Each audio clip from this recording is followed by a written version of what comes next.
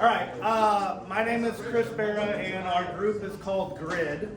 We are the largest real estate agent investor network in the United States. We have right around 30,000 people nationwide. We have, I believe right now we're up to 28 different chapters. Our chapter is composed of a little over 100 people. We usually have about, 25 to 35 people show up at these things. Our style is very, very different than other real estate investment groups. It's just very casual. Our goal is we have nothing to sell. I wish we could sell you something so I can make a little bit of money off you. But we don't have anything to sell at the end. We're not recruiting you to a brokerage or anything like that. We're brokerage agnostic. I know we're in a KW building, but that's just because we get the space for free.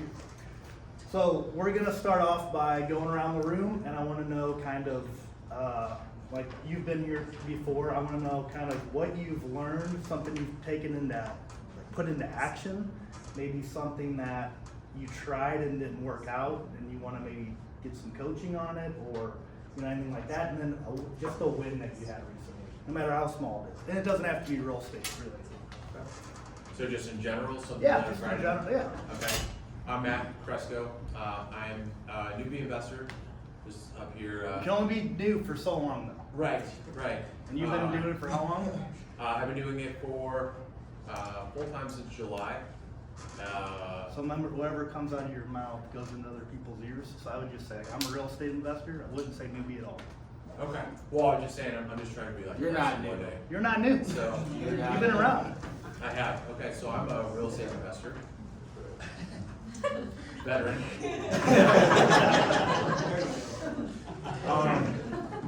When getting started, I think probably the thing that I tried that didn't work was, I think everybody's probably run into it, is shiny object syndrome. I wanted to wholesale, I wanted to buy and hold, I wanted to fix and flip, I wanted to go North County, South City. I wanted to, I started networking, then I started cold calling, then I looked into marketing, and then I landed on networking, and then I started bouncing from niche to niche to niche. And so I think it was a great fail because I learned a little bit about each industry, but I think what I learned from it most was just find something, stick to it. There's no perfect thing.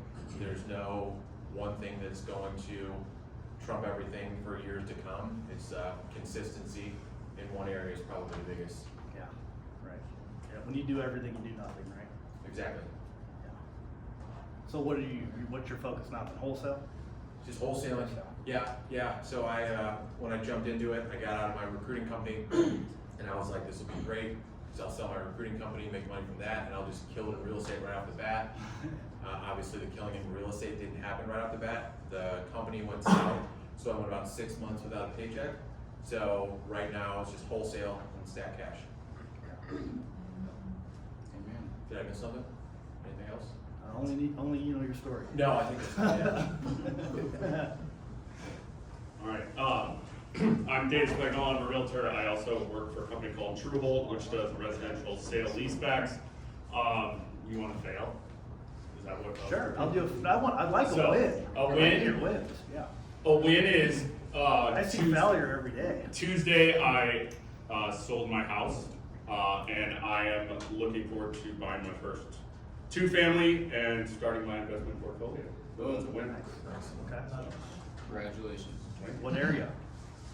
'Cause maybe somebody has that in this room. Well, I'm sure. I would like to be somewhere in the. I'll take Tower Grove, like Tower Grove South, Tower Grove East area. So that's where I was before. Okay. I am Scott Brayfield. I'm also a real estate investor. I'm here 3 times or so, I think. Currently, what I'm focused on is either short-term rentals. I currently have a house that actually I Airbnb at times when I travel. I travel a decent amount, so Airbnb my own place. So looking for another place close by to Airbnb, or buying something else for longer-term rentals as well. I think certainly from here I've learned different networking. I was here when Eunice was presenting, so I met with him, pick his brain. But yeah. so a couple questions on, what's just one pro and one con of renting your own property out as Airbnb? The con would be just kind of the setup from like when you're living there. I mean, I do keep it pretty minimal, I guess, so it take me about 2 hours just sort of like to set it up and kind of clean up and stuff afterwards. The pro just being like you're making, you want to back on your own mortgage, it's easy. Probably in 5 days I can make back my mortgage. Nice. So it's pretty lucrative in that way. Yeah, nice, that's cool. Yeah. I'm Jesse Spruill, and I'm a real estate agent. I'm actually in this office. I just joined here in February. I'm also an investor. One win, I have a closing in a week. Nice. So, That's quick.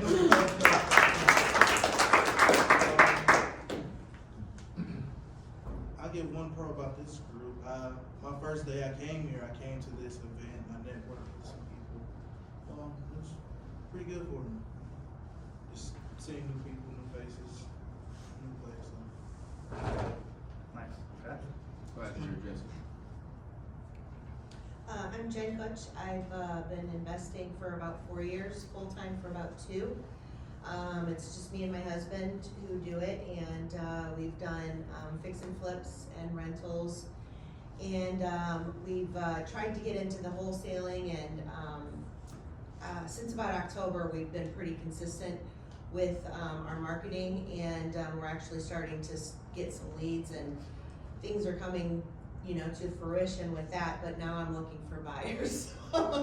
So I'm always looking for buyers. I've got houses coming in North City, and I have a couple coming in Baldwin right now. So if anyone's interested. Yeah, I'll be interested in Baldwin.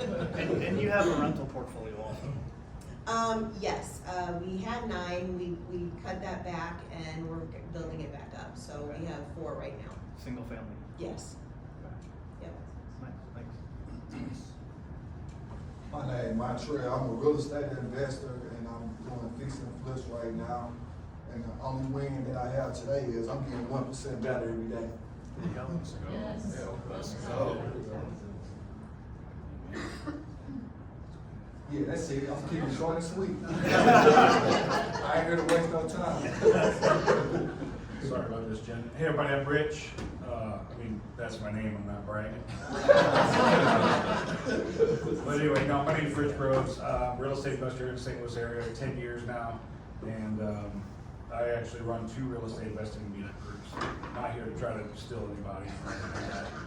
I don't make money. That's why I said no one was hooting and hollering. Yeah, I know, right? You know It was- my deal. yeah, You know my deal. I was at Hooters last night. Yeah. When our biggest house buyers. That was my big win. I mean, we had a good, Jen was there. We had a big crowd. And do you live in Illinois or do you? Yeah. So Okay. I live in Illinois. My rental portfolio is Yeah. in Illinois. Not necessarily by choice. I mean, I'm agnostic on which Yeah. side of the river I work in. I've done wholesale deals on both sides of the river. I've done rehabs on both sides of the river. So it's just pulling the trigger. I live on the Illinois side, so it's like it's a little longer to go to check out a rental. And I self-manage right now. We have 15 doors, but not that that's a huge amount, but it's comfortable enough still to self-manage. Not as comfortable as it used to be. So, but anyway, yeah. So that's my story. Just here to meet people. I'm Jake Gear. I run a general contracting company at the moment. We deal with a lot of rehabs and ready kind of repairs for investors and stuff. So we deal a lot in the St. Louis area, go a little bit out down south more, down 55, but really just deal with a lot of investors. So I'm looking to get into real estate investing as soon as possible. Yeah. But once I get out of high school, it's just going to go a lot faster. Which will be in a couple months?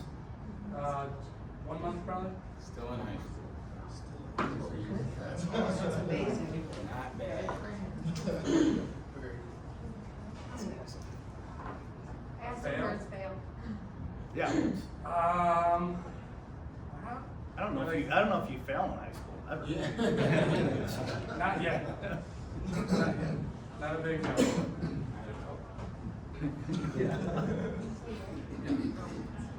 Trina Gear, realtor since 2002, property manager since 2018. gonna start with my fail, which I just recently realized was exactly what you said a minute ago, doing too much of everything and doing nothing. I manage 73 doors at the moment. That's a lot, and I've been doing all of it by myself, so, and then also selling real estate on top of it, so I just recently figured out how to navigate this correctly to do them both well, which is my success at the moment. And also networking my SOI, which I didn't have to do before because the phone just rang, right? But it doesn't do that anymore, so. Well, when you switch your focus to property management, then it pulls away from. Yes, for It sure. pulls away from something else. So if you look at the total amount of money that you're making, it's similar, close to it. Yeah. So can I talk just a minute on time management? Does anyone struggle with that, or would anyone like to hear my time management strategy, or no? Sure. If not, then we don't have to. Okay, so so I run 5 different businesses, and this is the way that I do it. I'm huge on my calendar. This is my team back here, Tellee and Full. I'm really, really big on my calendar. I hate it when my calendar gets changed. So at the end of every week or every Sunday, I'll go through my calendar and I'll do a green, yellow, and a red. Nothing special. Green is anything that only I can do and what I can make money on.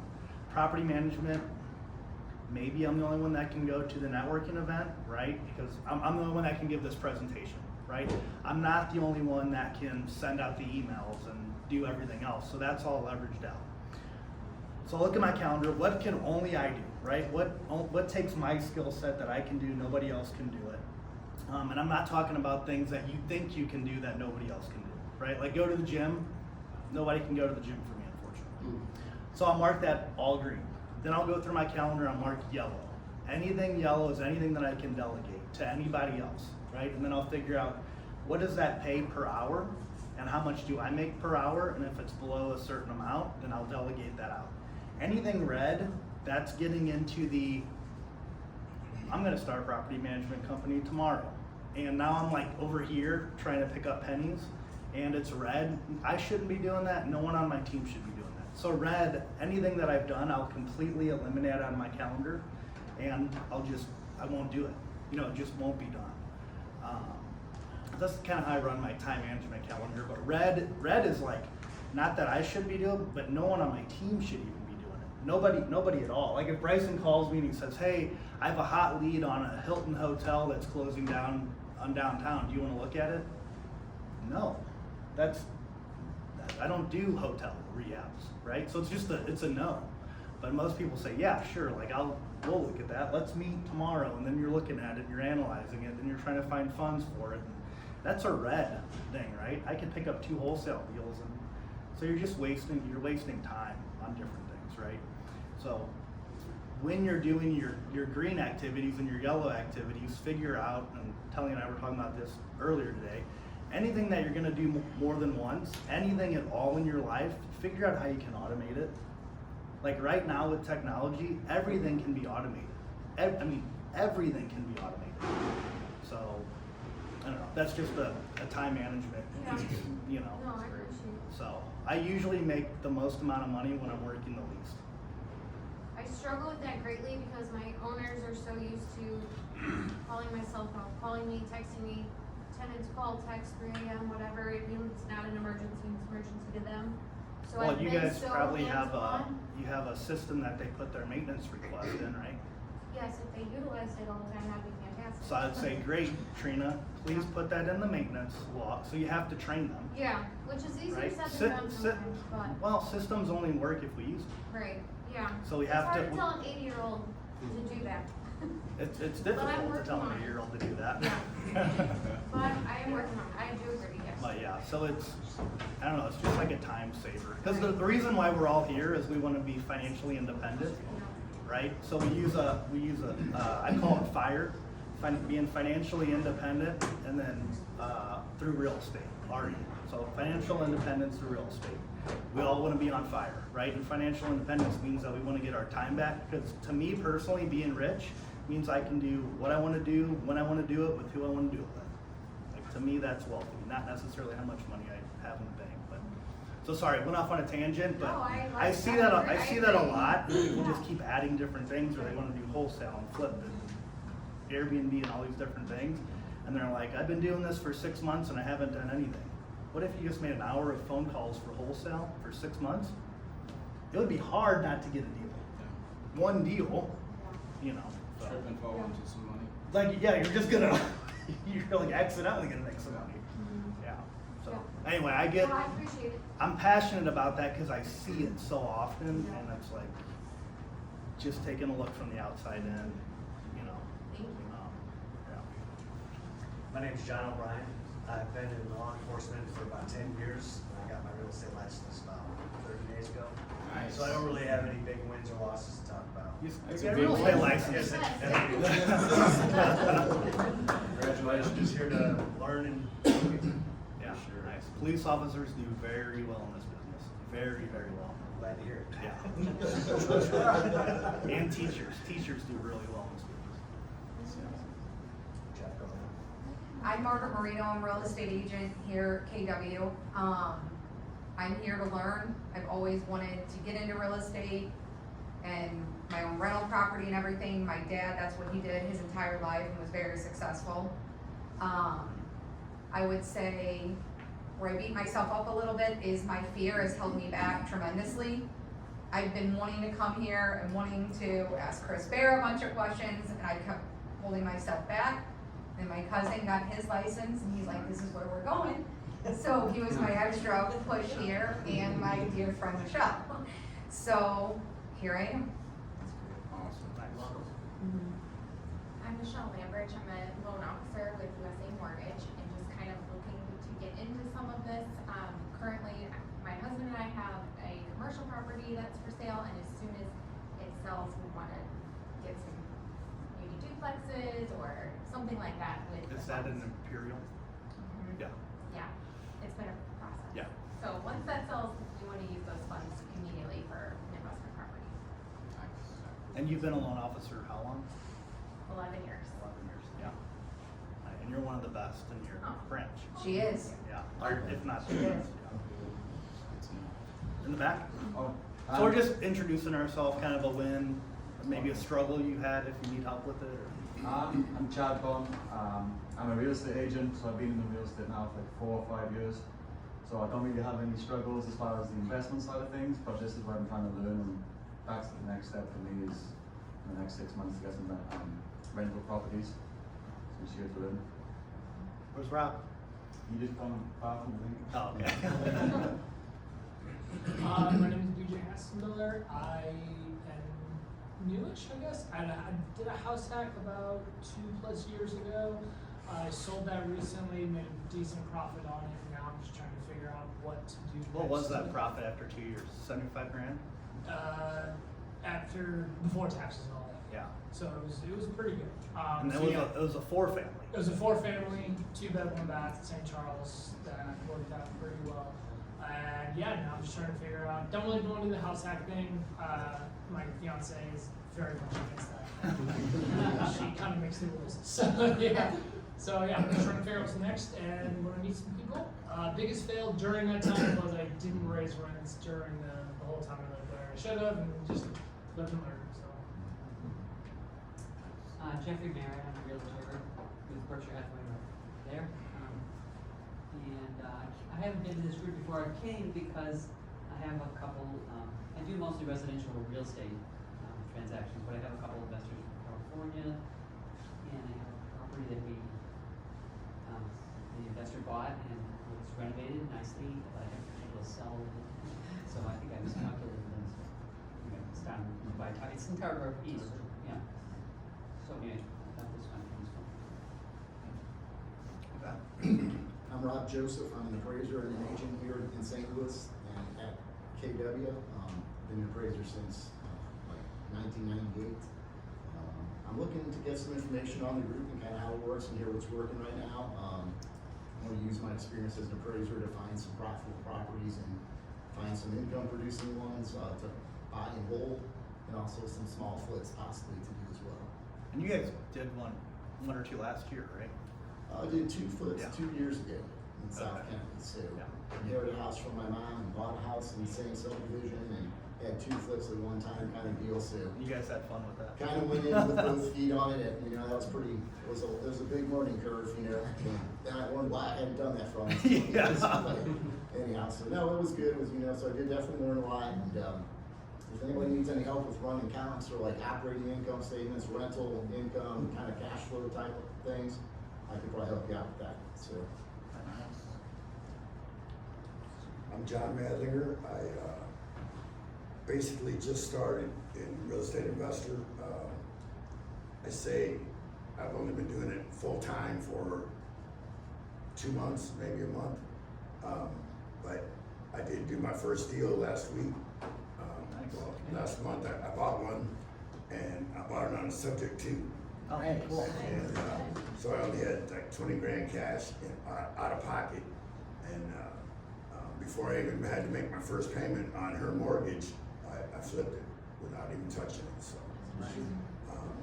but I say I'm new, but I was a contractor for 40 years, so I kind of played around with it. I have 4 doors now. Before I even started doing this full time, just on properties I picked up, and ended up.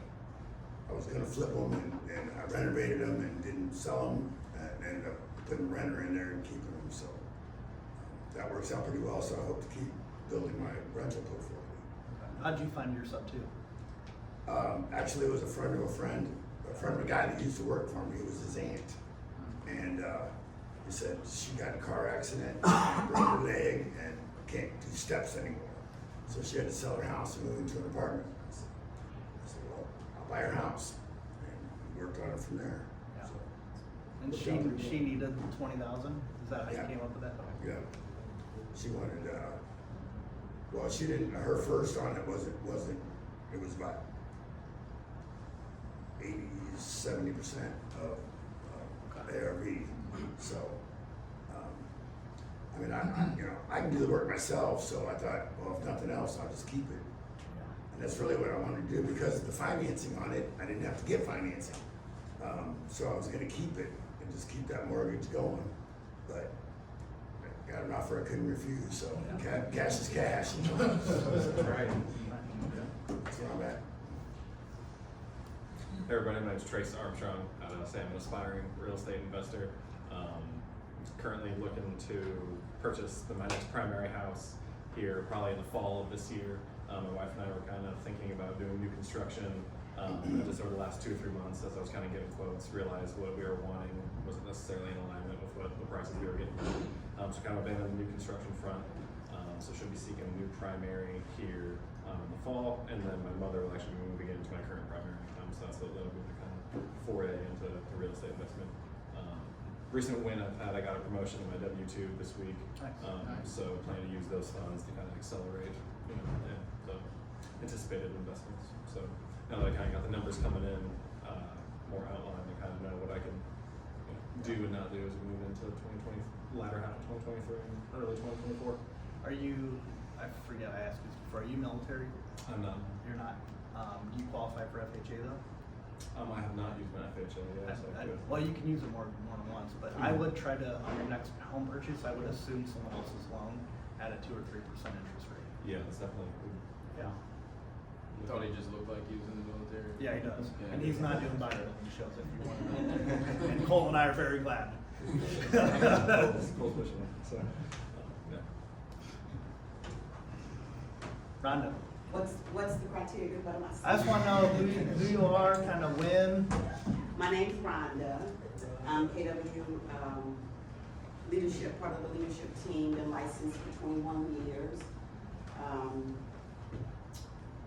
Did one flip in 21 years. My very first flip was my good thing. We made close to $70,000. And I was like, I've wasted 20 plus years in this business and did one flip and made that much. It came about because hubby and I was out on the deck and we were thinking about the future and how we can pay off this house early. And I was like, let's try to do a flip. No experience, no nothing. Watched other agents do it and had a sign in the yard. And the next door neighbor called and said, hey, I wanna sell my mom's house. I went, okay, cool. I'll just find me, this house next door. Well, what street is this? And he told me. And I said, okay. He said, look, I just want out of it. I was like, out of it, you'll take whatever? And he says, yeah. And I told my husband, we were driving. And I was like, can we come now? He's like, well, I'm back in Oregon, I think he's from. I said, well, who has keys to get us in? And he was like, my aunt, she'll let you in. I said, okay, can I have her number? He was like, yeah. And I was like, it was just moving like that. And she let us in, and I was like, okay, we can do this one or two ways. I can do the traditional way, list it and sell it, or I can take this off your hands. He said, take it off my hands. I was like, oh, okay. I was with my husband, like, this is really happening. So I found, I think you were with Faster House when this happened. Have you ever worked with Faster House? Me? Yeah. No. Oh, you look like the guy that came out. So I went, I think No, that was probably Dennis. it was Dustin, maybe. Dustin. Dustin. I don't think she could confuse him With Dennis? Yeah, I was like, yeah, maybe Dustin, yeah. It was Dustin. Yeah. And they make Montgomery? Yeah, yeah. Well, you guys are more bald. You guys are more bald. I'm so sorry. I don't see color, I just see bald. Oh, you're bald. Now, Dustin is bald. I know he is. Okay, but that's where the resemblance. All three are bald. All bald. I'll give you that, I'll give you that. Well, they made it very simple for me, and I went through them for the funds. They came out to make sure, and what we estimated, what I was gonna list it for, by the time the contractors were done, around it had sold like $40,000 more. And I was like, the contract, like, what you gonna do? I said, dude, I'm a realtor. I'm gonna do what I see. Put mine up there, and it's like that. So, and husband just said last week, hey, we need to do a flip again. So I saw how to find deals. So it seems like every time we talk about it, it magically works. Law of attraction. Absolutely. How's it going? My name is Kennedy Gonzalez. I'm an electrical engineer. I'm here because my choices were I could either go back to school for a master's degree or, maybe learn a soft skill that I could possibly use to make some money on the side. So I decided to come here. The real estate bag. Didn't really feel like going back to school for the That's a good choice. I'm Blake Gelman. I am Bryson's good friend. I came to support him. I've watched him grow in his business, really from the bottom to where he's at. My family has been in so my mother's been in residential real estate for 39 years, and then my father has a team here in St. Louis for 16 years, I guess at this point. I buy and sell luxury watches. So I come across a lot of high-end clients that have a lot of disposable capital and people that want to invest in different things. Yeah, just here to support my friends. Thanks, appreciate it. Hi everybody, I'm Megan Heckman. I'm a real estate agent, soon to be broker owner, so that's definitely a win for me. Decided to get that going, a lot of hard work. I also own a design and build construction company, so if you're looking to do hands-off flips or buy and holds, feel free to contact me, I'd be happy to help. I'm Bryson's girlfriend, so I'm also just here to support. Awesome. All right, I'll introduce myself and then we'll introduce the man of the hour here. My name is Chris Berra. I'm a realtor here. Or actually, this is my team in the back, Tellee and Cole. So we run a retail real estate team. We have an real estate investment team. We own a realtor marketing company. We do buy and holds, we do fix and flip, we do short-term rentals. So now when I say that, we got really good at wholesale, then we got really good at fix and flip, and then we acquired some rentals, and then we did it in stages. We didn't go after everything at once. So the reason we still have our retail team is through our retail team, it brings us deals and networking. So I I don't know, probably 200 units, somewhere around there. At one point I owned around 30 rental properties. I think I'm down to 12 right now, 11 or 12. I'm selling on my single family, moving more towards multi-family or Airbnb. I get really nervous with the laws with the Airbnb. Extremely nervous about that. Or commercial storage units and mobile home parks. So just kind of moving away from single family, because my goal was originally 100 units, and when I got to 30 very quickly, I don't want to do single family anymore. It's so much work. Anytime they go vacant, you have to cut the grass. Each of them have a roof. There's that many more leases. There's just so much more that goes into single family. I like that the cap rate was a lot higher, but if you actually look at net, you can have a lower cap rate on multifamily and you're actually netting more money. Oddly enough, I learned it the hard way, but I also bought all my properties through the Berra method, so didn't have any money out of pocket, and I was getting 13 to 15% return. Now, if you can get 7 or 8% return, you're happy. So that's kind of where I'm at. I started this group because I wanted to show, I feel very fortunate to be where I'm at in my life. I've had my own business since I was 20 years old, and we just wanted to give back to people. So we wanted to bring speakers like Brysan up here to teach them, I think the first one was how to wholesale, then how to analyze properties, how to find properties. One of these months we're gonna go out to a project that we're working on and walk through and actually take a contractor and show you, like, these are how you run your numbers. Maybe take a realtor and say, this is how we're gonna market your property. So we're gonna go through all these different things. Why I say this group is different than most is we want you to leave with something, right? If you just come here and you meet a bunch of people and tomorrow you wake up and you get in the same routine that you did before, you just wasted your time, right? There's a couple of things in this world that are finite, and one is your time. Right? Everyone is choosing to be here. I'm choosing to be up here. Brysan's choosing to be up here. So you guys made a conscious choice to be 1% better every single day. So do yourself a favor and actually write down what some of the stuff that Brysan says and put it. So another thing I do with my calendar is anytime I go to a training event, I will put it on my calendar and say, I'm going to implement that on this date. Right? Otherwise, you're going to write down notes in your phone, your notebook, whatever. And you're gonna say, oh yeah, I went to that class 6 months ago. I did that like before. Well, what action did you take? Nothing. I never took action from it. So then you're gonna say, that doesn't work. Just to go off that, I learned this the other day, 3% of people actually implement something that they learn on average. I don't know where that stat came from or if it's true, but we'll believe it. So 97% of people that are here then are here just because you're bored, you have nothing to do, so you thought, yeah, I'll go check that out. I have nothing, I'm just gonna watch TV anyway, right? I'll tell you why I share everything with everyone, is I know, like, I can sit up here, I could literally say, here's my business plan, here's everything, and I know maybe one person might, maybe. Still be no competition. I see hundreds of people in networking events and that, and see them 6 months later, they say, yeah, I never did anything. Oh, what action did you take? Well, I never called anyone, or I never got my financing, or and it's like, okay. So I get pretty cocky because I know that 97% of the people aren't going to do anything. So when I'm on the phone or when I'm at a networking event, I'm like, I'm an actual buyer. Call me, right? Let's do some deals together. Since we started this group, I've already done a JV with someone that attended. So I don't know. I mean, yeah. So introduce yourself.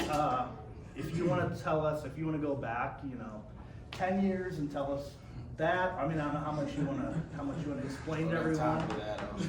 So, but yeah, it's kind of tell everyone what made you get into real estate, background. For sure. Brysan DuVall, owner of Keys to Freedom Real Estate. I met this guy maybe 4 years ago or so. You were heavy into buying rentals at that time, single families, and scaling up that portfolio with your partners. So it's cool to see how you've evolved in your business, also your mindset around the business.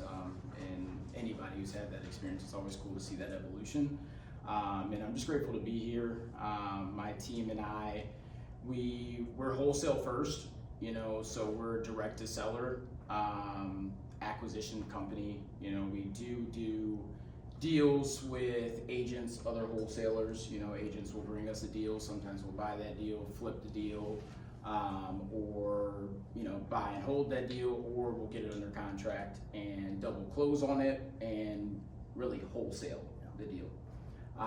So, you know, I got started started my business in this company in 2019. I first started working with a local investment company here, and they were doing the same thing that I do now. You know, they were buy and holds, fix and flips, and wholesale, and that's kind of I love this topic so much because this is like what I dove into right when I got my start. You know, I didn't go the route of like, okay, do I get a real estate license? I came here just like, all I know is I can grind, and I'm willing to work harder than most people I know.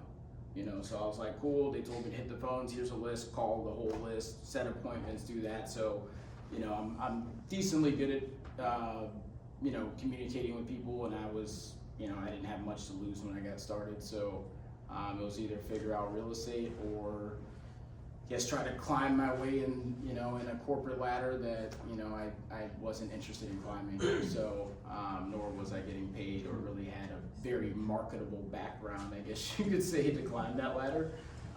So that's why I started to commit to, you know, building the real estate business.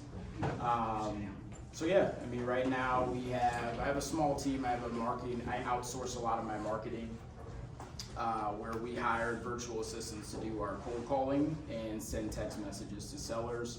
I have an acquisitions manager, an operation manager that's in-house, and me, I'm trying to currently get myself out of acquisitions, and or either I should say this. I don't know if I'm trying to do that first, but I am trying to make it where I have only one role in the company outside of just being the CEO and visionary.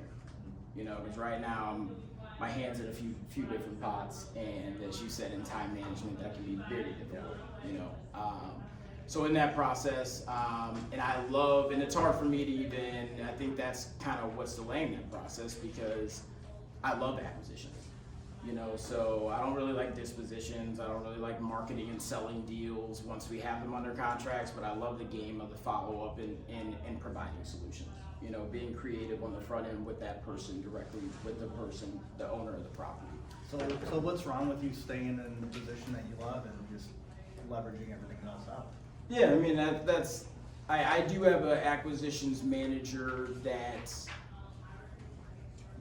he does really well. He does really well. But you know, it's hard because I love that position. So even if somebody can do it 80% as well as I can, I still don't want to give it up. You know. So, and going back to time management, I think if it's outside of acquisitions, if it's admin, if it's anything else that does with marketing or operations, not sales, if somebody can do it 70% as good as I can, I'll outsource it. 70%. And when did you figure that out that you started? Well, let's do this. When you first got started, how did you started calling someone? Did everything. Who did you call? Where do you find the list? Who do you call? Kind of, what do you say? For sure. Well, first deal I ever did was on Craigslist, when Craigslist was a thing.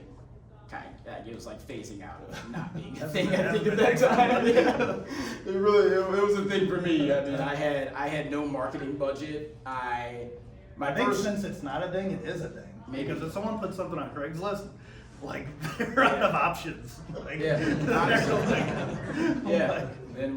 can come to save the day. Right. So, you know, when I first started with the other company, that looked like they were pulling absentee owner data from ListSource at the time. So they didn't have. So these are people that own properties but don't live in that property. Correct. That's what an absentee owner. Yep. So company was like, hey, we buy rentals in this area. We flip properties in these areas. I didn't really care about the nuances of the data or any of the details, and we put it in an auto line dialer. So this dialer you can call 3 numbers at a time. So I would spend hours each day just recycling that list in that dialer. with no real method. I was just like recycle, call until, you know, I started to produce leads and, you know, setting appointments for them. You know, so that wasn't really, I was scheduling a lot of appointments, but I wasn't like getting that much traction in the leads, nor was I qualifying them well, and I didn't know how to analyze the deal anyways, but I was just, what it did, the most valuable part was that it gave me, you know, got rid of that inertia to get started, you know, so started to gain confidence on talking to owners and sellers and setting appointments where I started to see how my buddy was analyzing the deal, how he was conducting himself on the seller appointment. That was the biggest value. So, you know, I never got a deal from that specific marketing strategy, and then after that, against better judgment, I pretty much blew like my life savings on a direct mail campaign, and that was when direct mail was like doing really well. We used to get, for every $1,000 I spent, we get a lead. Yeah. Used to. So yeah, I mean, if you're looking at cost per lead, that's extremely high, but also it's such a warm lead. Yeah. So really, it's like you probably only need like 3 leads to be a deal. You know, so it's like cost per deal. If it's a 12K deal and you spend 3K to get it, I'll do that all day. You know, so yeah. So I spent all my money on that, not knowing that I had to actually send mail more than once to a person. I'm like, bet we're betting the house. We're about to get rich, is what I thought. I'm like, I don't know, it was like $3,000, like a shit ton of money for me at the time. I mean, for anybody to jump on it, like a mail campaign or any type of marketing, with no sales support. I had no system. I was just like, cool, they're gonna call back this Google Voice number and I'm gonna figure out how to close a deal, you know? So needless to say, that did not work. And nothing came of that. Got a lot of, and all through this time, like I'm like, almost like convincing myself that I probably should quit like on a monthly basis, you know? So I'm like, and I'm finishing my degree while I'm doing this. So, you know, I'm kind of, you know, going through, getting at the end of my degree, you have all these conversations with yourself and, you know, I don't know if anybody's been to college, high school, whatever it is. And, you know, you get to that point in school where like everybody has a plan, you know, everybody's like, sweet, I'm gonna go and be an accountant and I'm gonna do this. And I'm just like, I don't want to do any of this shit, you know, like I had no desire to, you know, I'm like, it's, I feel accomplished that I'm even getting my degree and going back to school. So, you know, so I kept on saying, you know, this is the alternative. And, you know, I did my first deal while I was in school working for Dave Dodge, if anybody knows, household easy guys in St. Louis. So I did a deal, called a guy on Craigslist while I was working for my father. I was on the clock in my dad's office and I was bored. I looked up Craigslist for like an hour, came across a deal, called the guy. It was a house on Janet Avenue in Jennings. And the guy said, yeah, I'll sell it. And he had a price in mind, and I basically just set the appointment for Dave. He went there and got a contract signed. And came like maybe 2 weeks later, delivered a check to my parents' mailbox, and I made like, I think $700 or something like that. So even though I didn't have the experience of locking up the deal, analyzing that, the negotiation, it was all the proof of concept that I needed. You know, I'm like, all right, whatever he did, it works. I mean, people do this now, you know, so I'm like, cool, how do I get to the point where I can do this? So, you know, it first started off with me putting out my mom. I didn't even have a driver's license at this time. So my mom would, you know, every like Friday and Saturday, I paid my mom a little gas money and she'd drive me all around the city to put out bandit signs. Because I had like no money really, except for that deal. So I'm like, I'm investing that. What's a bandit sign? Bandit sign is like, I mean, everything can be considered a bandit sign. If there's like a marketing sign that's in the ground, that says some type of call to action. Call here, you know, you see people buying diabetic strips these days on bandit signs and you all wrote, different you stuff. wrote like, So, we buy houses. yeah, we buy houses cash, and bandit signs kind of went out of style again pretty quickly. I don't think I've seen any consistently, but the county's really cracking down on signs. Yeah, so they have ordinances and stuff. You can get fined. They'll try to call and investigate the number. But it did work. Somebody called and they had a property in Pagedale, and that was my second deal. So I met this guy at the property. I had no idea. Like, I don't even think I ran comps. I just saw the neighborhood and I looked on Zillow and I was like, I mean, I don't know, houses over here selling for like 60 to 70K, and it needed everything, had a enormous hole in the roof, and the guy said he wanted, I don't even know, like 5K. And I initially said that I was like, I can't give you 5K, I'd be significantly lower than that. I sent the pictures to Mike Slane, and Mike was like, dude, I don't know, like maybe you can get a buyer at 5K or something like that. And I was like, you know what, I'm feeling ballsy. I called this guy up and I offered him $700. Shit you not. And we got it under contract at $800, and we turned around and sold it for $45. Because he probably already wrote it off. Yeah, it was just like, this guy was like 80. I mean, He didn't have the money to fix it. there was no way. Yeah. There's no way. He owned tons of doors. It was just one of the bad homes in a pretty, desolate street that, he wanted to get rid of. So that was my second deal. Like the first time I actually wrote out a contract. Do you was part of remember that. somebody paid for it? Yeah, $4,500. Okay. Yeah, so I'm like, sweet, cool. So we split. I did most of that. They brought the buyer, so I paid 30% of my fee to them. And so then I started to really. So explain. Originally you didn't have a buyer's list. Didn't have a buyer's list. I was leaning on, really our arrangement was like, hey, I will procure leads and I will set appointments and I'll do follow-up.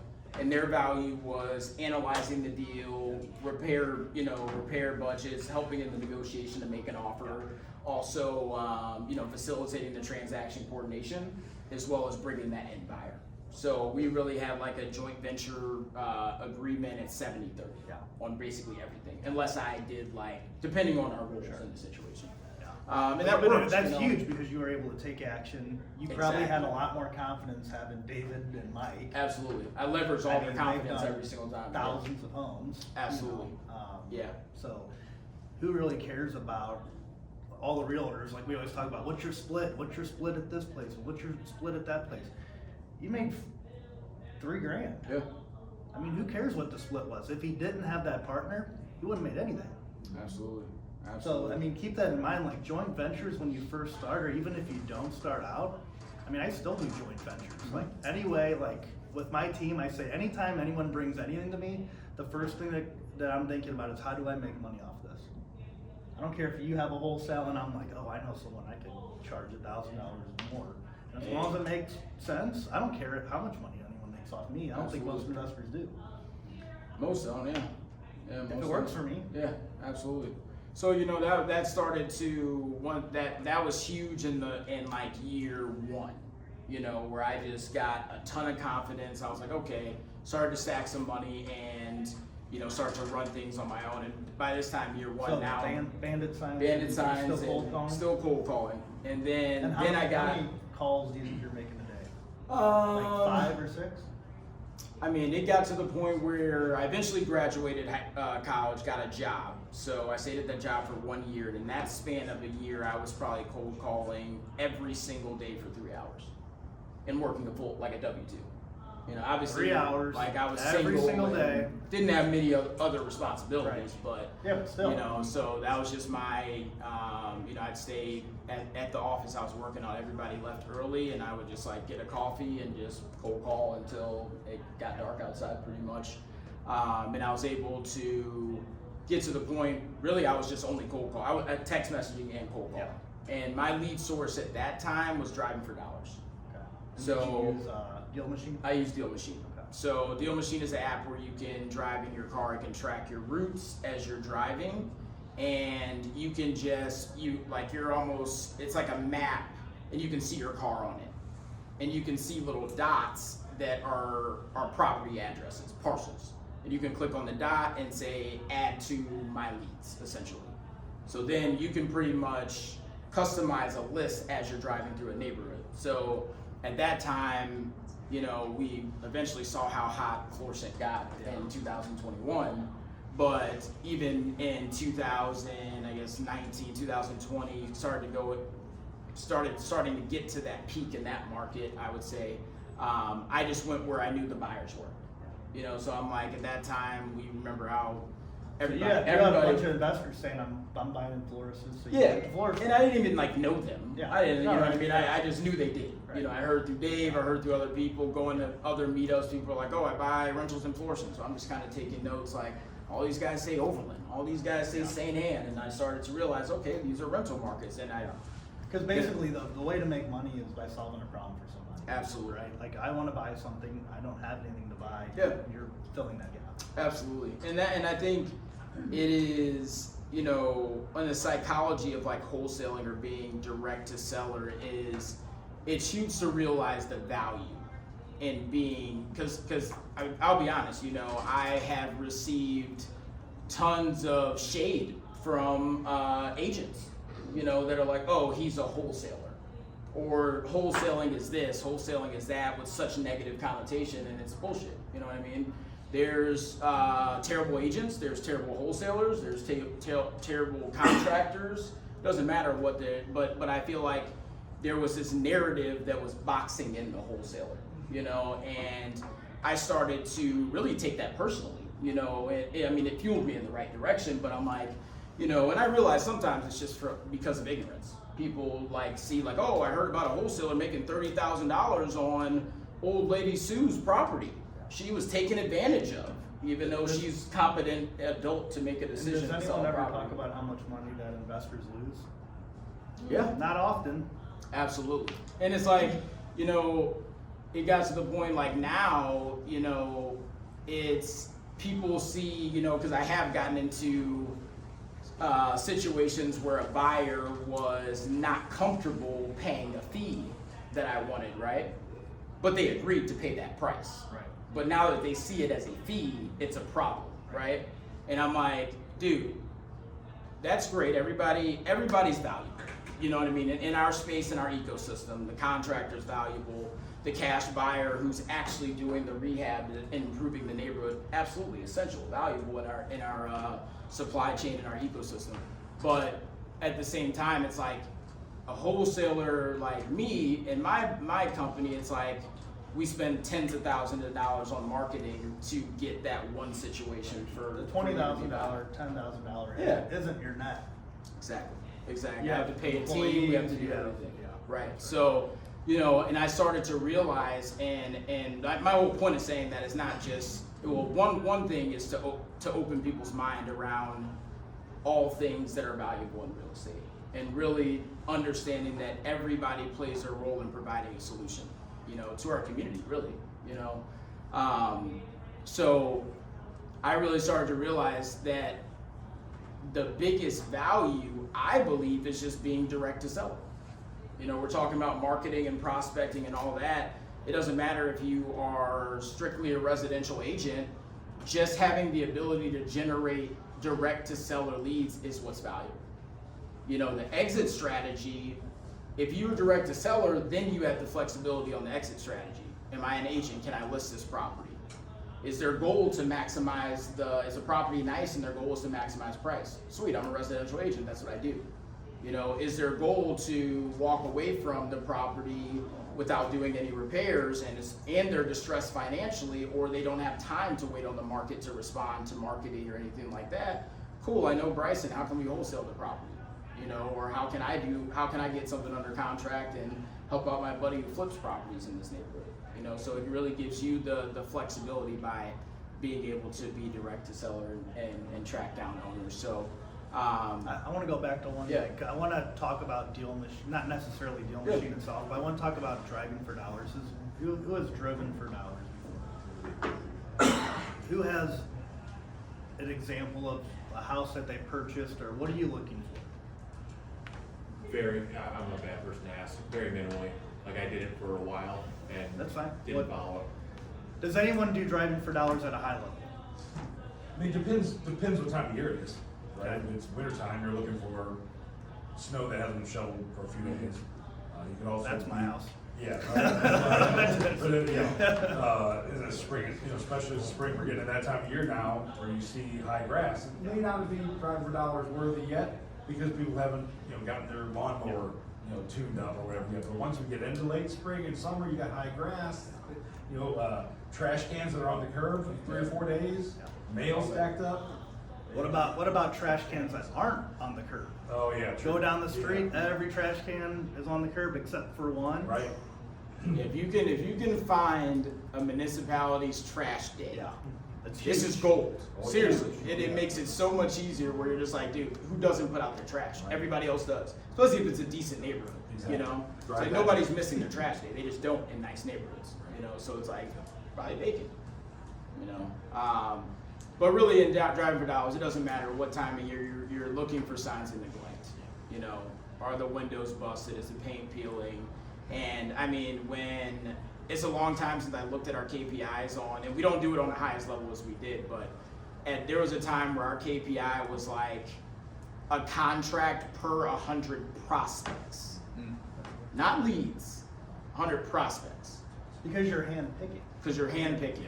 Can You know, can you define the difference between a lead and a prospect? yeah. So a prospect is anybody. A prospect is any owner in our system. Any owner in our system is a prospect until we get a response from marketing.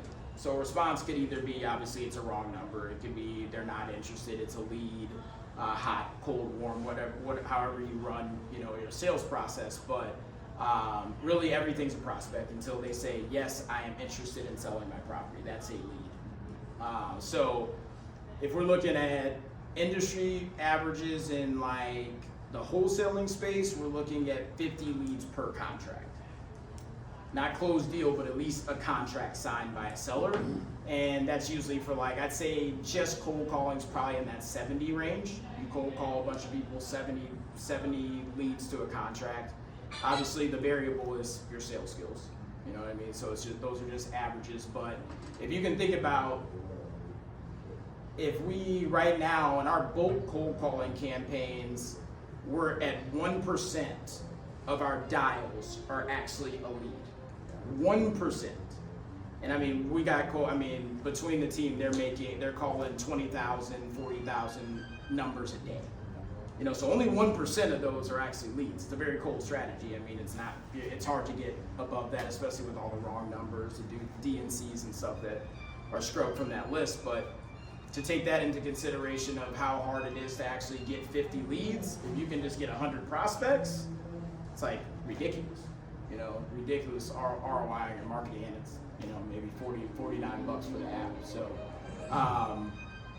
but yeah, I mean, there is, I think I know there's young lady here, you said that you are starting wholesaling right now, been marketing. What kind of marketing are you guys doing? Direct mail, mostly direct mail, text messages, and emails. How's your direct mail? It took a while, so we put it on a 12-week rotation, and so we'll mail out every 3 weeks.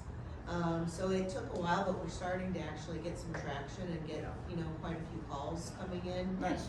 Probate was probably the biggest one, and then driving for dollars was the Can I second. tell you a crazy thing about postcards? Has anyone else sent postcards? Has anyone got calls from years later? I swear that people have my postcard. They say, I got your postcard, and I said, I haven't sent a postcard since 2017. They have it in their hands. It's crazy. They will keep your postcard. Yeah. We actually, it's funny you say that, because we got we're signing a deal probably today at some point. We accepted an offer from a buyer at a house in Dutchtown, and the postcard was sent. Last postcard was sent to them over a year ago. You know, and he actually is in our CRM as not interested. Yeah. So he said he was not interested to a cold call campaign, but he called up and he's like, "Hey, I want to speak to." And we have like on our mailers, we always have a woman's name, just from any marketing that we send out has a woman's name. A text message, anything. It's never that. We just get cussed out way less for some reason if they think we're talking to a woman. So it's always Ashley, Lauren. We have a Lauren in our office that works better. She can like follow, you know, get the inbound calls. But so he calls me up and we have in our call system, it's a round robin. So we don't like to try to send any direct mail to like a voicemail or an IVR or anything. We want to get them to like a closer as soon as possible. So That's like probably one of the hottest. Exactly. You know, so if they're calling, it's like, cool, Kyle's gonna answer. So I guess Kyle wasn't available, but I was actually at home and it rang to me second. So I got on the phone, he was just ready. He goes, dude, I'm done with it. Take the prop, like, it was such a, I mean, it was a 2-call close. We talked for a little bit, I called him back, we locked it up that day. And, you know, it's just, like you said, it's just, he was looking at the postcard, he said, I like the postcard, I looked at your website, we have a link to our website on there, so it goes straight to the testimonial section. So he's like, hey man, cool, I like what you see, yeah, I see you guys do a lot of stuff in the community, cool. You know, and he was just ready to go, and, you know, we'll sign it for 20K fee. Yeah.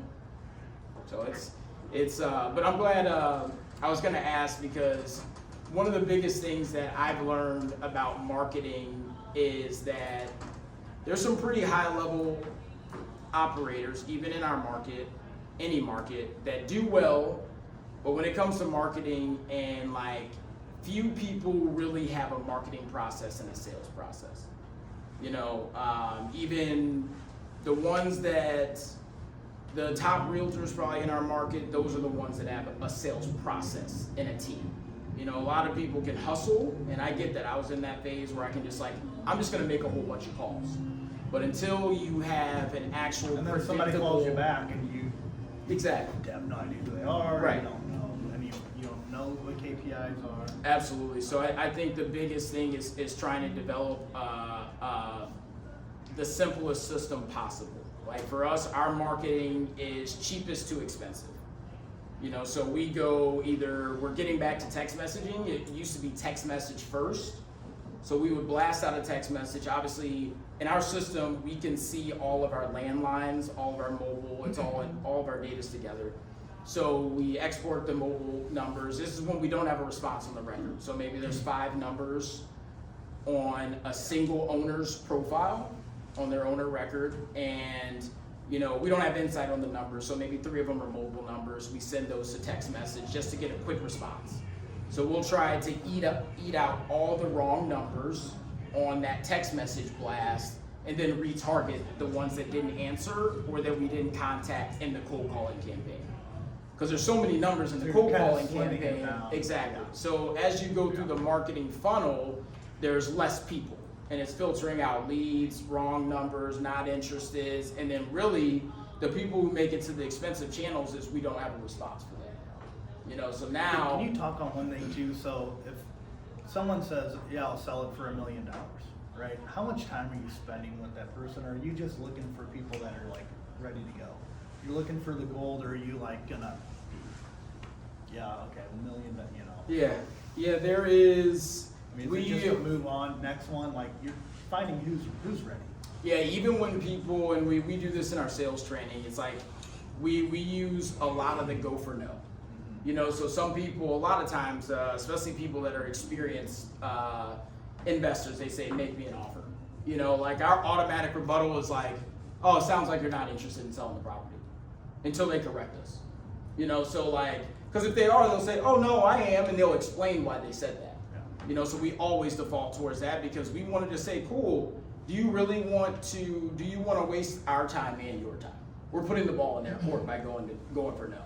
So, or people obviously in cold calling, it's the hardest, it's even the cold call leads that are already qualified by cold callers are called by our sales team, and they always have, well, SMS has the most resistance because they haven't talked to anybody. So you get them on a phone from a text conversation, then you're like, hey, I'm Bryson with Keys to Freedom, or I mean, I don't say my company name on a text message lead, but I say, hey, this is Bryson. You know, my partner said that you were interested in selling your property. You know, how are you doing today? Blah blah blah. They're super resistant. Yeah, how'd you guys get my number? Blah. You're just getting, it's on fire. You know, so that's the hard part, and that's what's so discouraging. You know what I mean? If you're not new and don't have like the sales training or anything or that process built up or understanding how to talk to rebuttals, you're going to be like, text messaging doesn't work. Nobody wants to sell their property. You know, really, when it's like me, when I look at our KPIs, I'm like, it's a win. We had three leads from SMS because I already know our KPIs. And then when they're saying no, they're really just saying that you're not providing them enough value. Like you're not giving them a reason to say yes. Yeah. People actually want to be sold to, but they need they need you to tell them why. Need guidance. They need guidance. Yeah, I think the biggest thing is that people either the stuff that goes, you know, we always try to break down when we do like call reviews, and I'll review our team's calls. I'm always looking for if we can, why did this, they seemed like they were interested, the price seemed like it worked, they had a little distress, so we're looking at urgency, are they distressed? And we're not talking about the property being distressed, we're talking about the owner being distressed.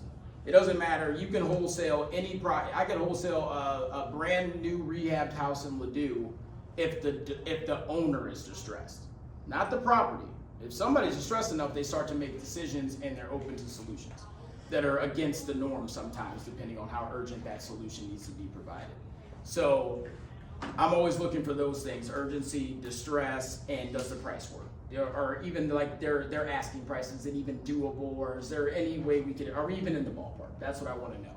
So if they pass all through those filters of qualification in that sales call, I'm always trying to figure out, so what's the missing variable, how we didn't close them, you know?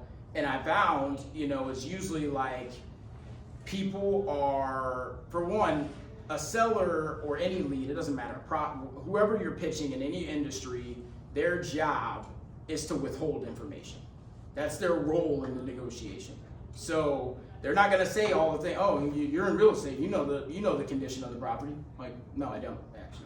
Obviously, I just called you today, so I haven't been in your home. Yeah. You know, but it's just different things that people do because of the lack of trust in the relationship. Obviously, in the cold method of marketing. You know, they're gonna stay close to the vest. They don't trust you yet, so they're just gonna inch along a little bit to say, cool, I want you to give more information.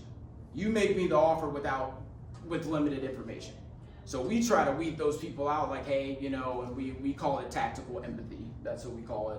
And that's where you're looking at someone and you're like, hey, we totally understand. I'm so straightforward in my communication compared to like Kyle or anybody on our sales team. They take a little longer. They're like, you know, they try to tiptoe around it. I'm like, hey, I know I called you, man. You know, we don't know each other. You don't know me from Adam, Eve, or anybody.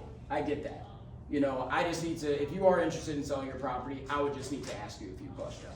You know, I could agree to the number that you're giving me, but I might not even be able to pay that because I don't know anything about the property. Absolutely. You know, so it's just one of those things. But you know, I think I think most people too, they're just thinking about the deal. You're dealing with a human being. Absolutely.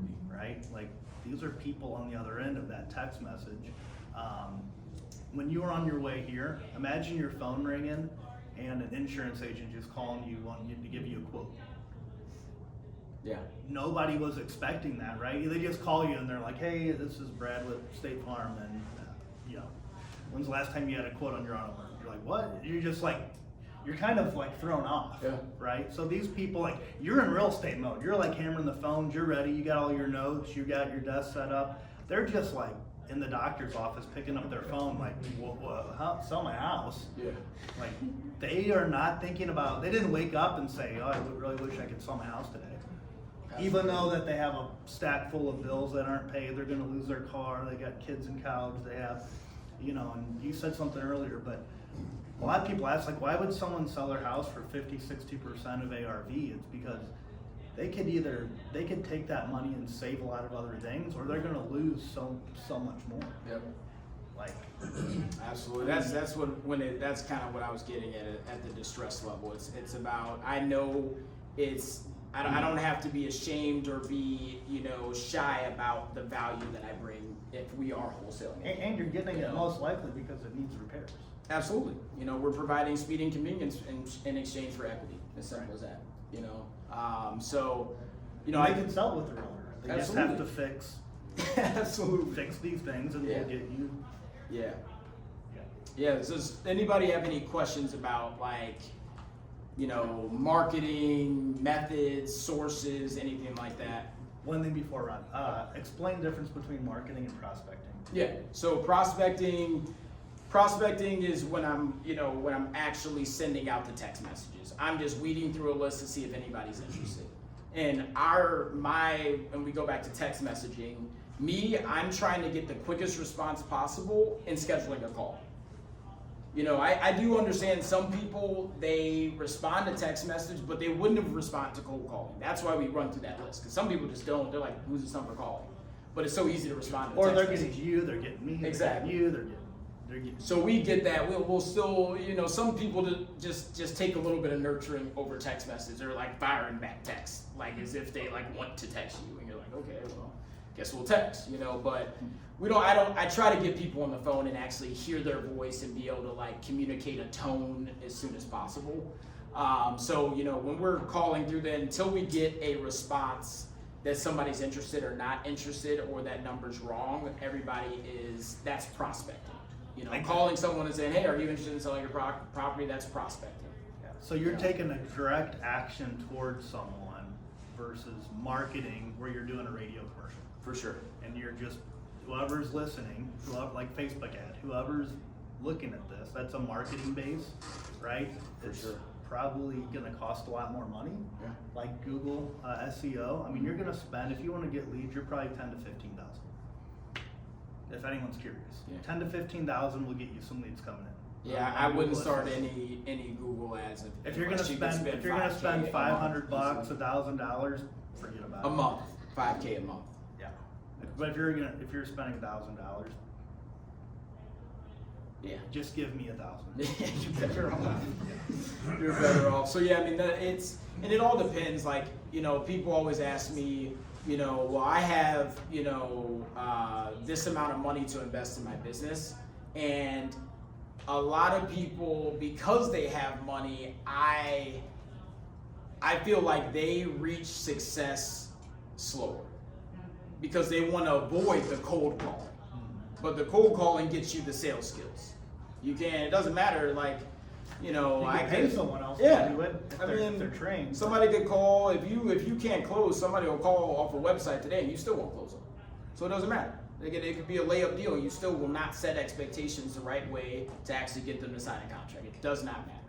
You know, even if they are literally giving you everything you need to close the deal. So where are you learning scripts and where are you learning skills? How are you sharpening your sword? Well, it's a lot of sources, I would say. I mean, I've invested probably a total of right around $65,000 in education, mastermind, sales training combined. So I've been picking up those resources since day one. You know, so I'm with Dave and Mike and understanding their script and really piecing down, like, okay, what's the most important pillars and different principles of a call, how to set expectations. I think that's the biggest thing, is really like setting expectations of a call, and controlling a conversation. You know, I mean, those are the two biggest things, really clear communication, expectations, and being able to control the call flow, you know, and really drive the car. You know, and the best way to control the conversation is by asking the right questions. Absolutely. If you don't know which questions to ask, they're gonna walk all over you. Yep. I mean, yeah, I think what's hard for me, I mean, it's not hard for me because I know questions to ask, but with my personality, because I like to talk and I get really excited, you know, like I get really excited on the phone. I'm like speaking really loud. So like I'll tend to just start firing off when like I realize some of the best closers are the ones who talk the least. You know, they're really good at listening and they just say, okay, gotcha. What do you mean by that? You know, so that's what I love, the motivation. We do a monthly sales training just on motivation, and really our job in like the role playing is just to uncover. You know, so if people say things like, yeah, you know, I'm looking to cash out, we're always looking to say, cash out? What does that mean? You know, I just play dumb. You know, cash out, what do you mean by that? And then they're like, because sometimes you'll realize people will say anything to not talk to you. Until you ask them a question, then they're like, oh shit, what do I mean by cash out? They don't exactly. Yeah. So it's like, then you start, and that's fine if they don't know, but then it's like, now you can have a good conversation about the solution. Because now it's like, well, what are your goals? What are you looking to achieve by selling this property? You know, so we're always trying to ask that open-ended question in any type of communication, or it's not, because a lot of people will get on and say, hey, so what's your asking price? Anybody that's like not really trying to talk to you, or if it's outbound marketing, they're gonna say, what are you trying to pay? I didn't have an asking price, you called me today, Bryce. Or it's really like the why, like, right? Like, yeah. If I can get rid of my mortgage payment, then I can make my car payment and my kids' college fund, but I still need to have somewhere to live. Yeah. Great. If I can purchase this house, put some cash in your pocket, and allow you to stay here for 2 months and take care of your moving costs to get you in your next place, would that help you? Yeah. So it's solution based. For sure. I mean, what we learned in our sales what's training. cool about investors is there are no rules. You make whatever deal you want, and that's why I love this business. Absolutely. Is I'll throw in a car. I'll buy your house and I have a car, I'll throw in a car. So here's your transportation. Would that help you? Yeah. There are some rules, I guess, but there's really not any rules. A few. Yeah, no, you're right, and I think it's really getting down to that underlying motivation. You know, people say I'm done with it, or you know, we always get the thing, oh, I think I'm downsizing, or I'm liquidating, and it's like people don't liquidate just to have cash in their bank account. Like that's not a reason. That's not motivation. That's literally just a reason they're saying that. You know, so it's like, oh, great, is your kid going to college soon? So it's like, oh, their motivation is their family. So let's talk about their family. Because once you can actually paint a picture of from where they are now to where they could go, and you insert yourself in the middle, it's like, cool, I'm the one that bridges the gap to where we're going. That's how you start to build trust and actually provide a solution. Because they're like, cool, we're not even talking about the property now. We're talking, Bryson can get me to my goal. So let's just talk about that. You know, then it's like the numbers, the price, all those different things start to become secondary to the actual conversation. You know, so yeah, I think that's the biggest thing is having good conversations. But the marketing, I know a couple people had some questions probably about marketing. Do you still have a question? Yeah. We went in another way. Yeah, no, that's good. It's all good. What CRM do you use, and what do you like most about it, and what do you not like about it? So I use REI Sift we have 2 CRMs. So I like Podio for our sales management, like housing our analyzers, you know, just building out the workflow for like acquisitions person where you can customize it any way you want. You know, any type of, you know, Google Drive integration, sharing files.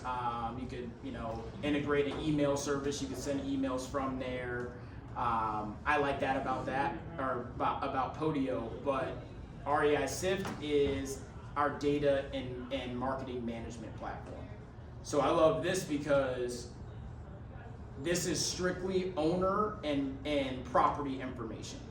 So, you know, to even start to like skip trace our owners, we have to have their full mailing address, their full property address, so that we get adequate skip tracing results and accuracy. So we're not just getting it just from their property data or their LLC. It just gives us so much insight, and all of our numbers are updated in that. So I could go on to, you know, his record. I could see his mailing address, and it'll say, right on it'll say Chris Berra, where he actually lives, and all the properties that are associated with Chris Berra based on that mailing address. Okay. So then I love that, because then it's like, cool, we can filter on like people that own 40 properties. We do that for Dispo all the time. We're like, sweet, we have a deal in Florissant. We sent it out. We still need to assign this. Now I can go on there and say, who owns a property in Florissant? And I'll filter and say, number of properties in their portfolio, 10 or more. So I know they're a serious buyer, you know?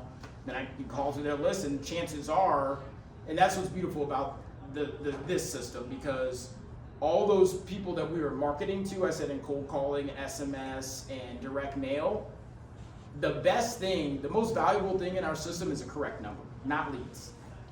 That's the most valuable thing in almost our company, is having a correct number on file.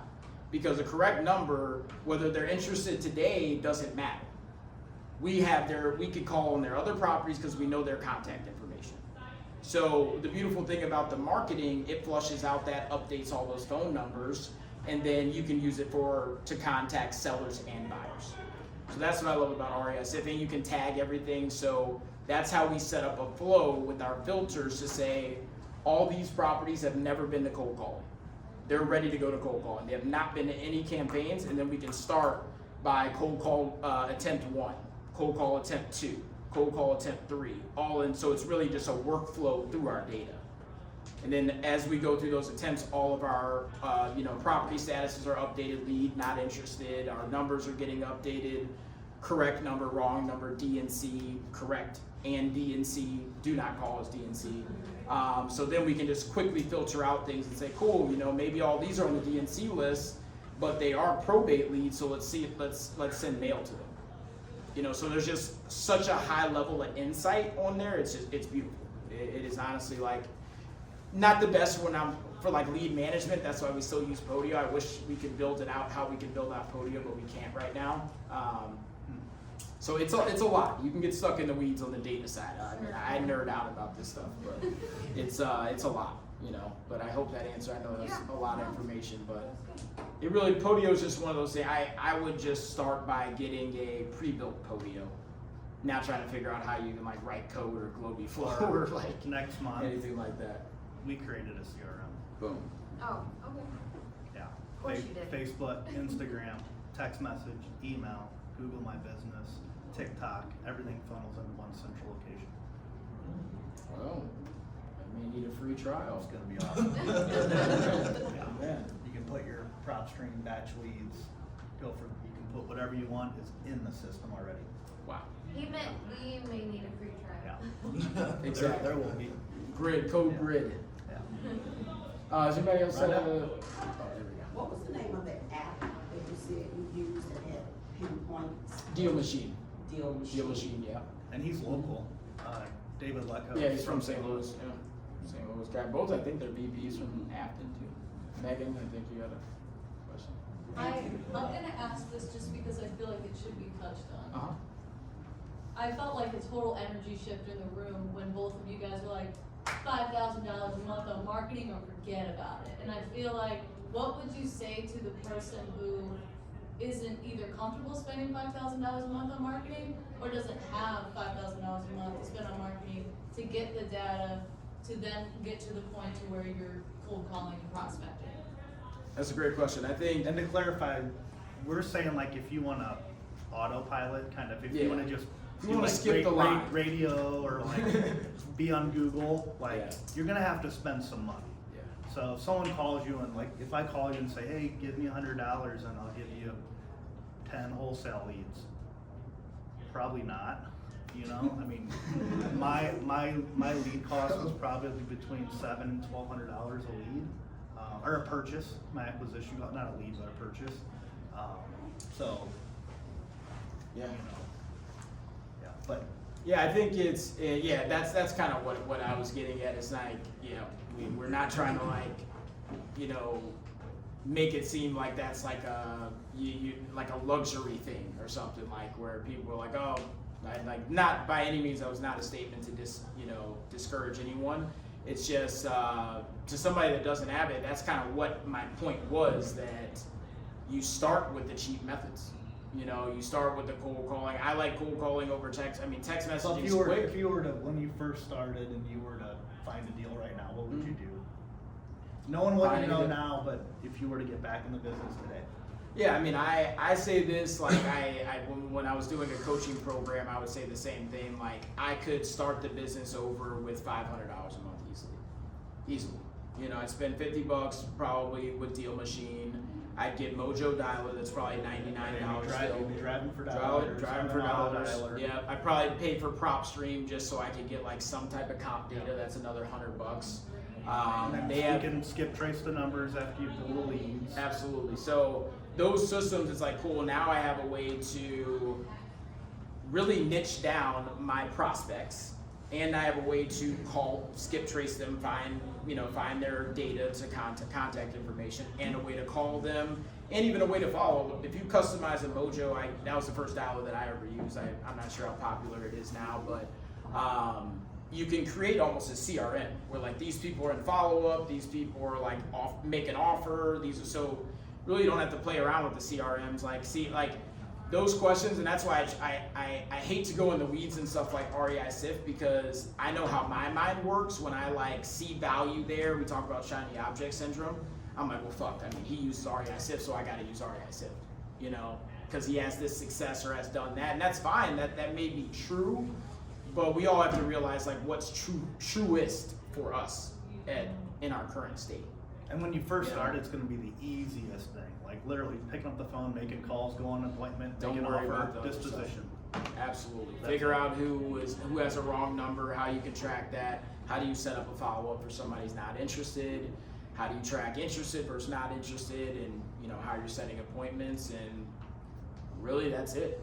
You know, I mean, obviously you need to be able to sign a contract and understand that type of stuff too, but you know, the simplest form to getting to that place is easy does it. Easy does it. You can get, you know, you can have a thing. Even if I had a job, I'd just dedicate, you know, first part of Saturday is deal machine. You know, second part of Saturday is cold call. And it's a beautiful thing with you doing Drive Your Dollars, because it's like you've seen that house in person. Or on your way to work. Absolutely. Open the deal machine app on your way home. You can cut through depending on your neighborhood lifestyle. Yeah, absolutely. Any way you can fit it in is just super simple. What's the old KW saying? You're going to suck at your first 1,000 calls, so just get those out of the way. Yeah, Cheap leads anyway. Yeah. So don't spend a lot of money on the first 1,000. Yeah. You're not going to be any good at it yet. Yeah. They're your practice. 100%. Yeah. And that's the thing. There's no like. I mean, there's deals where I review for my sales team, and I'm just like, dude, like, I could have closed this deal, you know, and it's just, it's all part of it. You know, you have to have some level of detachment from things where it's like, nothing's a zero-sum game. There's no just like win or loss necessarily, and there's so much opportunity out here. You know, so much opportunity. We could all pull the same list and force it tonight and start calling tomorrow, and multiple of us would get deals probably, eventually. Well, and the seller's gonna relate. They might like Bryson and hate me. Absolutely. Absolutely. Sorry, question. So you get the deal under contract. How do you typically sift through your buyers? Are you working with groups that are buying these? Because I've gotten to the point where I'm going to go and write a contract and I'm like, well, shit, like I don't have. I'm going to reach out to you. Always write that down. Like, hey, like, are you guys interested in taking this? Is this a deal? Obviously to get started, but how do you typically build your buyers list? Yeah, so there is, and this can be a little time consuming, but it's still a form of marketing, you know, or prospecting, let's say that. And obviously mine has come from years of building organic relationships, but also like I still reach out to buyer prospects every single week in our system that I see. So really it comes down to, we're vetting them, because I ask very direct questions on people that are like new buyers. I really want to know, like, do they own and operate real estate? Because some people are just like, they kind of don't, and that's fine. I just want them to be honest with like, how aggressive are you buying? I want to put them in a category of, you know, like a tier, we have like a tier system almost, like a tier 1 buyer, that's like a VIP buyer. They're an operator. If we have a deal that matches their criteria, they are buying. They will find the money, go get a loan, whatever, they're a VIP buyer. Then there's other people, what we call like a tier 2, and that's like an interested buyer. They've shown interest in our marketing or our deals before. And then the last thing is just like, you're just a buyer prospect. We know that you own properties and that you bought them cash. You haven't responded to any of our marketing. We have no relationship or anything like that.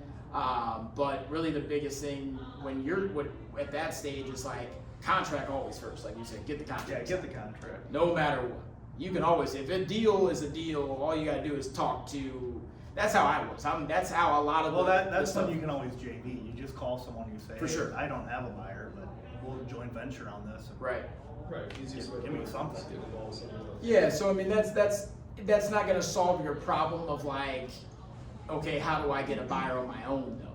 You know, so a lot of times, I mean, I've sold deals the same day on Facebook, you know, the investment groups, takes a lot of work because there's going to be a lot of shitty responses that come back from that, and people that are like wholesaler agent, buyer, aspiring wholesaler agent, buyer, anybody, you know, like, yeah, send me the deal. I don't know why. Like, they just want to look at the deal. I mean, I've done that before. I don't know. Like, I'll put my email address and then I look at it like, well. But also it's learning, yeah. So, yeah. I get it, and I've done it too. I've literally done something where I'm just like, I just want to see the deal. Yeah. I'm just curious of what the numbers look like. What are they selling it at? You know, so, and sometimes if it's a wholesaler, I use that as a way to build a relationship with the wholesaler. You know, because I'm like, they may have buyers that I don't have, and vice versa. We can still work together. They're not my competition. We're The thing with the Facebook buyers is, like, the thing that gets on my nerves the most is someone will say, I have a 2-bedroom property. Interested? You don't know anything about it. It's like, But you're interested. There aren't any details. For sure. Like, it's literally a 2-bedroom property. For sure. And then all the people that are saying they're interested, those aren't buyers. Yeah. But asking the Facebook groups. I'm updating my buyers list. And then search in Facebook groups buyers list, and then just copy all those. Yeah, I think it's like for us, if I'm vetting a new buyer prospect, I'm looking for a lot of like red flags, you know, and it's not personal. It's just that, you know, I'm looking for people that say, you ask them about their criteria and they say like anything in South County. I'm like, you're not a buyer. Like, what does that mean? You're like, South County's huge, you know, like, or anything in St. Louis County. It's like, what does that mean? You know, like from Jennings to Imperial? Yeah. Like, I don't like, so it's like because all the buyers we know are like, I'm looking for 2 1s in Tower Grove South. You know, they know exactly what works. Exactly. I gotta be all in. Yeah. I got. If you got something, a bunch of Tower Grove South people here. That's just what we're looking for. We're looking for exact criteria. Somebody's looking to build a rental property. They've thought about it. They know about their financing. Hey, I need $250 a door in cash flow. It's got to meet this. I got to be all in at $150. They know that. That's their whole livelihood. What I'm hearing you say though is you're hesitant to put something under contract because you don't think you'll be able to sell it. No, I mean, it's for example, there's a commercial building that I was looking at, and I think I threw it your way, and I don't, but it was, it's right off Arsenal, and huge building, it used to be a grocery store, and, you know, I know some wholesalers, but I don't know commercial people, and I'm like, well, I probably should start reaching out to some people that either flip commercial properties or whatever, but. Well, like Jake. Yeah. You know, it's like. Well, now I've got a connection, but it's. Because the brokers have cash buyers too. Right. Like they just have, especially if you're in that smaller commercial range, like they got guys that have $10 million for a cash purchase. Well, it's funny. This guy was selling it. He was willing to take $150 for it, and I saw it on Zillow for $400. Wow. So somebody got it for whatever price, and I don't know. Interesting. Yeah. Yeah, I think honestly, I've learned so much by just like getting a deal under contract that I don't really like. I'm like, all right, sweet, this is like new territory, and I learned so much about even the office buildings that we worked on. Right. You know, both of us learned a ton on that. We're like, wait, these guys are doing what? Like, it was a nice office building, and they're like thinking about tearing it down for freaking storage or something. And I'm just painting it, and like, okay, I'm on a different level. So yeah, so exactly. So it's a different ball game, and I think that's the fun part about real estate is doing, you know, taking that leap, also knowing that like you have a due diligence period. You know, you have a time to, as long as you have a save your ass clause in your contract. What's the risk? Maybe some earnest money to put up temporarily. You know? Yeah. Anybody else got some questions? I do. So the 3 criteria you said you talk to people about, the price part. Yeah. So one thing I struggle with when I get on the phone with somebody, or most of my deals come from connectors. So people that are agents or wholesalers, or now I'm tapping into the senior community, to where, well, senior community not so much, but agents and wholesalers, when they send me a deal, what's the price point that you look at it where it's just like, I don't even want to put this in follow-up? I mean, it's hard to say even, like, I feel like the thing that makes things a little bit interesting in our market is depending on where you are. You know, there's so much variation in buyer entities, you know, with like, is that like an institutional buyer? You know, especially like what happened in 2021, it's like everything was a ballpark price that they wanted to sell. You know, like sweet, It's worth 100 and they want 90 and we can sell it to a hedge fund for 105. Let's do it, you know? So now it's like, now the market's changed a lot. People, even the real VIP buyers, have tightened and constricted their criteria. But we're really just looking like, if they're not at least below 10% of the ARV, it's probably, unless they're, because some people will say something that's within 10%, but they're so distressed that we just have to bring back their expectations. Right. But those situations, you're not really dealing with the seller and their distress to pull on. There's no emotion, right? So I think that's easier for you, because then it's like, cool, like, I'm not gonna waste my time if you want 90% of the ARV. Right, You direct know? to seller, you obviously deal with Yeah, I'd say 80 probably, knowing that you gotta be all in at 70, Yeah. 75. I mean, I would just say, cool, let's at least let's start a conversation at 80. Okay. Maybe we can get to 70. Because You that's, know? yeah, because that's where I realized I can improve on follow-up for sure. Yeah. With the direct to seller, we've got it in our system, so Yeah. where we have, like, it's there. But with the connector leads, it's like, I should still have some follow-up, I realize. Because even if I'm off 50K Yeah. with a wholesaler, like, he could have that thing under contract for, you know, be on day 20 of 21. Yeah. You know, and I go back. Very true. And I'm seeing a lot more wholesale deals get lower price reductions. Yeah. So, Yeah, I get a price reduction from Core every 5 minutes. Yeah. So, Probably, yeah. but it's, but it's just an interesting concept of following up with a connector, because like you said, if it's a wholesaler or an agent, it's all about the numbers, you don't have to dance around the emotional side of it. Yeah. But it's also like, if I'm so far off, I never know like what to put in follow-up and what to just be like, no. Well, that could change, you know, a month or two down the road too. Yeah. Yeah. So True. I would always follow up. I would just kind of prioritize it. If they're at that 10%, I'd say, you know what, next month I'll follow up with you. And I guess if I'm There's no urgency. Next month I'll follow Yeah. up. Like, if you touch, I say like everything's a 30-day follow-up. Yeah. almost. Yeah. Unless they're just like, dude, don't even call me at all. Or we just have some situation, they're comfortably in their house, they live in it, and like, dude, we're not selling for years. It's like, I'm probably not gonna follow up next month. Yeah. If anybody has any type of interest or thinking about it, it's gonna probably be a month follow-up. That's a good call. Yeah, and I guess if I'm building relationships, it's like worst case scenario, I get back in their ear, you know? Yeah. Like, They know you're hungry. that I'm- Yeah, they know Yeah. I'm looking for something. For sure. Cool, thank you. Yeah, definitely. Anybody else? I do You have guys. one more, Yeah. one more. Just because I know this is a hot topic for you, at least a little bit. Your thoughts on in-person versus virtual when making offers on houses? Yeah, I'd say 85% of our deals are over the phone. Yeah, over the phone. And I know like we could convert better, you know, but also like right now once you know, a bunch of our buyers got really tight, you know, we started to refocus our marketing, we stopped text messaging, we were making less offers, you know, so right now our KPI on offers to contract is 4 to 1, which is crazy low, but it also just means we're not making enough offers too, you know what I mean? So the KPI is twofold, you know, because I know the other data, you know, I'm like, we have these leads, it's like, we're not making enough offers, you know.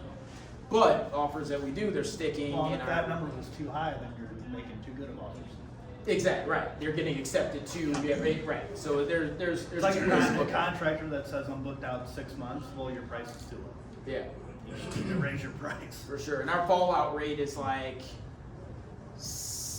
or I should say, our contract to close, we're right at like trailing 2 quarters back. We're like right at 80% on contract to close. Yeah. So that's good, you know, because if we're going like a full, you know, 2 years of data, we were at like 65% fall, you know, of. So what I mean is, you know, out of 10 contracts, we get 6.5 to actually close.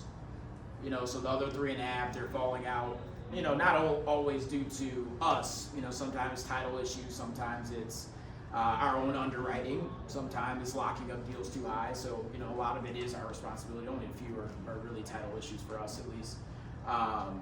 So I think it's, yeah, I like doing things over, because we don't have a big team. So I don't want, like, for instance, like Kyle, I don't want him to spend all of his time going to appointments.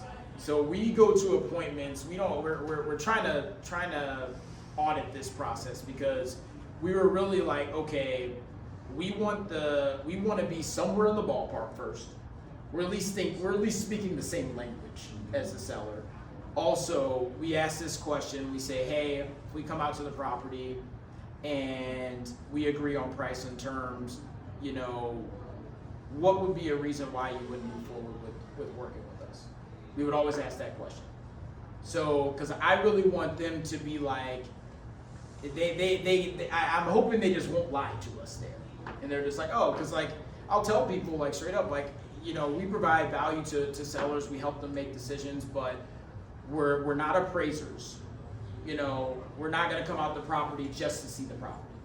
You know, I say it a little bit more friendly usually, depending on who I'm talking to. But that's the point I'm trying to make, is like, we're not gonna just sit around like, you know, there is some companies that's all they do. Somebody's interested, cool, acquisitions guys gotta do 5 appointments, 6 appointments every day. That's like their job. You know, it's like, I don't, you know, gas is kind of high, you know, I don't want it. I mean, we're marketing in St. Charles, we're in South City. Well, and I can't expect somebody to go to Florissant to St. Charles, back to South City, back to U City. Their It's sales great. team sending them out on those 90%, and you're like, there's nothing even here. Yeah. Like, Right. why am I here? And then it's like, we don't Take every a whole day of 5 appointments. Yeah. An entire day. And you have sales guys, and the turnover rate becomes, you know, so high on your sales team, because they're like, well, shit, dude, I work off a commission. All I'm doing is driving, you know, and you know, coming home and then doing all that underwriting. So we want to ask enough questions where like, we can underwrite this right now. We got all the information. If you're truthful with us, we should have no problems about price. You know, so I think there's a happy hybrid of it. Sure. Is what I'm trying to say. Yeah. We should go on more appointments. I will say that for sure. But I like to be able to close somebody on the phone. And we should probably do more vetting, like at the Bachelor House end, we should do more vetting over the phones. Instead of just automatically pushing to get out there just to get out there. Yeah. Especially if you're taking, and not like, you're taking 2 hours of your day for one appointment where all they wanted was a number. They could have given you everything else that you needed, and they had 5 other people give them numbers. All it was gonna matter was the number. For sure. But also, I see that just knowing like Ryan, you know, founder of Faster House, like knowing him and his like personal core values and how he feels about the community. That's why I know what you guys are doing. I'm not saying it's wrong, because I think part of that is like, you are providing value to the community. You're giving somebody a number and giving them that option person to person. So it's like, I'll never knock somebody from like, you know, staying true to their core values and their mission. And you're probably getting, you're probably getting callbacks exactly on those.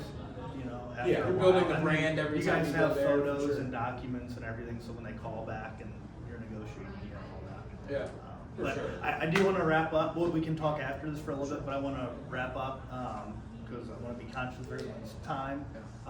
Bryson, thanks. So I appreciate it. Thanks everybody for coming out.